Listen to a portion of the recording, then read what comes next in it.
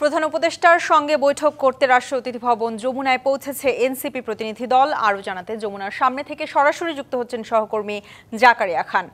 জাকারিয়া, আমরা জানতে পেরেছি এরই মধ্যে যমুনায় পৌঁছে গেছে এনসিপির প্রতিনিধি দল। কখন নাগাদ শুরু হবে এই বৈঠক, আর বৈঠকের এজেন্ডা সম্পর্কে কিছু জানতে পেরেছেন কিনা জানাবেন। ঈশিতা, এই যে আসন্ন ত্রয়োদশ জাতীয় সংসদ নির্বাচনকে সামনে রেখে রাজনৈতিক দলের সাথে যে প্রধান উপদেষ্টার যে সংলাপ চলছে, সেই সংলাপের অংশ হিসেবে কিন্তু আজকে দুইটি রাজনৈতিক দলের সাথে বৈঠকের কথা রয়েছে এবং তাদের একটি হচ্ছে জাতীয় নাগরিক পার্টি এনসিপি এবং বাংলাদেশ জামাতে ইসলামী। জামাতে ইসলামীর সাথে মিটিংটি একটু পরে অনুষ্ঠিত হবে এবং এই মুহূর্তে কিন্তু এনসিপির 4 সদস্যের একটি প্রতিনিধি দল যমুনায় প্রবেশ করেছেন এবং সংলাপটি শুরু হয়েছে। আর এই সংলাপের বিষয়বস্তু নিয়ে যদি আমি বলতে চাই, তাহলে গতকালকে একটি সভা অনুষ্ঠিত হয়েছিল বিএনপির প্রতিনিধিদের সাথে।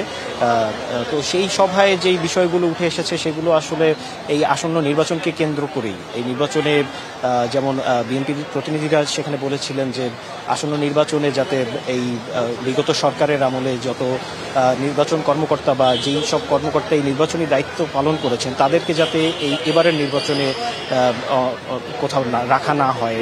তারপরে প্রশাসনে যেই রদবদল হচ্ছে বা প্রশাসনে যেই নতুন নিয়োগ পাচ্ছে সেখানেও যেন যোগ্যতা স্বচ্ছতার ভিত্তিতে এই নিয়োগগুলো করা হয়।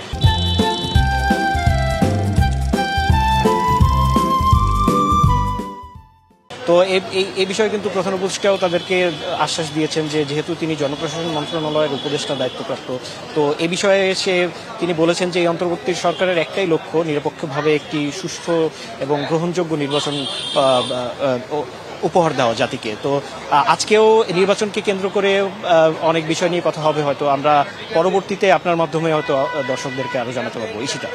জাকারিয়া, আপনাকে ধন্যবাদ।